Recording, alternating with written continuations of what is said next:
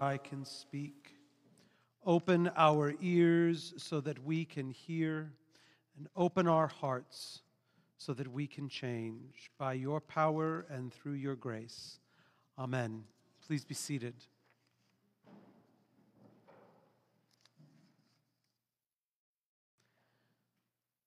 Who doesn't like preferred status?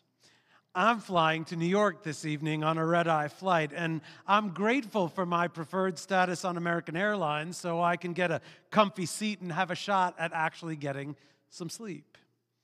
It sure was nice to have preferred parking access at Dodger Stadium a few weeks ago for Episcopal night because that parking lot is a mess, and I didn't want to pack for a 3-day journey just to get inside the stadium.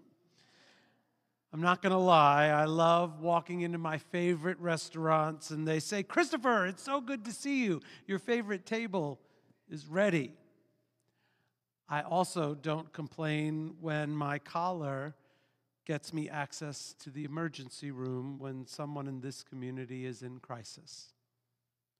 But we live in a world, in a culture obsessed with preferred VIP status. It seems like everyone is trying to get ahead of someone else, and it seems very often like they're doing it not only for their own gain, but so that they can tell you that they have something you don't. And it seems this isn't a new issue. It seems that even in the first century, folks were trying to claim their preferred status, even the disciples. We continue our journey through Mark's gospel as we walk with Jesus on his journey to Jerusalem. For weeks now, we've been listening to Jesus repeatedly talk to those around him about service to the outcast and the vulnerable, especially those closest to him who seem to be trapped in delusions of grandeur. We've heard how Jesus has tried to get them to hear him, to help them understand what's about to happen, and to prepare them for what really matters. And each time, almost without fault, they show Jesus that they just don't get it. Our lectionary skips over something important between what we heard last week and where we pick up today. Jesus and his disciples are now exclusively on their way to Jerusalem. Again, Jesus tells them, "The Son of Man will be handed over to the chief priests and the scribes, and they will condemn him to death. Then they will hand him over to the Gentiles, and they will mock him and spit on him and flog him and kill him. And after 3 days he will rise again." This is what James and John are responding to when they come to Jesus with their question. It's important that we understand the context. For the third time now, Jesus has tried to tell them that this is not all going to play out the way they think it's going to, and they still don't hear it. Keeping in line with their desire to come out on top, James and John seem to skip right over the whole "I'm going to be arrested and tortured in unspeakable ways and die a humiliating death" part and jump right to the glory. It seems that they don't really care what's about to happen to Jesus as long as they end up with preferred seating when it's all said and done. I mean, what they say to Jesus when they approach him kind of tells the whole story of where their minds are in that moment. "We want you to do whatever we ask of you." Can you imagine that? I'll give them points for being direct, but come on. Could they have said anything more to underscore that they haven't been listening to anything? And I think this might be the first time we see Jesus start to get a little frustrated. He says, "You have no idea what you're asking," and questions them about whether they think they're up to the challenge for what's coming.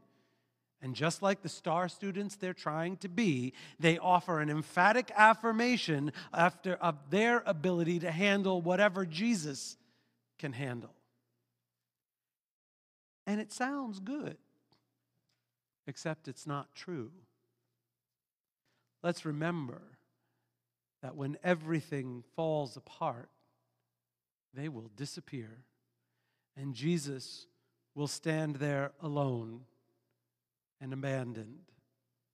And it won't be any of them on his right or on his left when he takes his last human breath while hanging on a cross. It seems that in that moment, their preferred status was to be anywhere that wasn't there with Jesus. Crucifixion was not the VIP treatment they were looking for. Jesus reminds them that it won't be him, but the God who set the earth on its foundations, who decides who will sit where in the life to come, and that really, that isn't what they should be thinking about anyway. At this point, the rest of the disciples clue in to James and John, trying to grab some glory for themselves, and they are not having it. They're not going to be left out in the cold while these two put themselves on top. This is where Jesus gives them all some more real talk. He highlights how the Roman leaders flaunt their authority over their own people, abuse them, push them around, and take advantage of them, and that they will do anything to hold on to that authority. Jesus reminds them that they are called to a different way of being. A way of living in community with one another without that kind of power structure. And it is a statement like, whoever wishes to become great among you must be your servant, that made Jesus the enemy of the state and a threat that had to be stopped. That threat was a man who talked about caring for others more than one cared for oneself. A man who taught that there really was no glory in getting more for yourself, and encouraged people to share what they had instead of withholding it for themselves. A man who talked about love and compassion, who saw the humanity in all people. And he did this in a time and in a culture that had very clear lines marked between who was in and who was out. And there were a lot of lines designed to keep people down based on where they came from, their gender, their health, their wealth, their marital status, their ability, their age, and so on. Jesus spent his time crossing those lines, and he was encouraging other people to do the same. Yet power threatened will always try to protect itself and silence the threat, whether by excluding it, oppressing it, or killing it. The death that Jesus will be put to is nothing more than power trying to silence a threat. And while the death that Jesus died was indeed a ransom, as he says, it was so much more than some transaction that somehow paid off a debt of sin so that we could all go on without a care. The ransom Jesus paid with his life released us from the notion that chasing power and privilege is a worthy goal, because it casts light on the fragility of power and the fear that grips the lives of those who hold it. His death and his willingness to accept it, as theologian Matt Skinner notes, exemplifies a radical renunciation of authority and privilege as these things are normally constructed. What makes the renunciation so radical is the identity of the one who does it, Jesus, God's own uniquely authorized agent. When Jesus says, whoever wishes to be first among you must be slave of all, he's calling us into a new way of life built on service, on interdependence and relationship, on lifting up the least among us so that we are all stronger. this represented a completely different way of life than the way most of first century culture was functioning. And it represents a completely different way of life from most of how 21st century culture is functioning.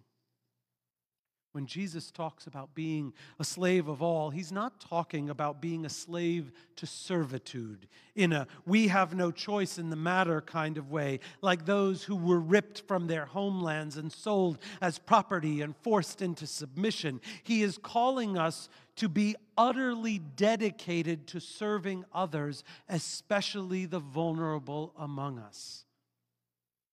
It's critical that we understand that what Jesus is talking about here involves choice, our choice, and a genuine desire to see others thrive.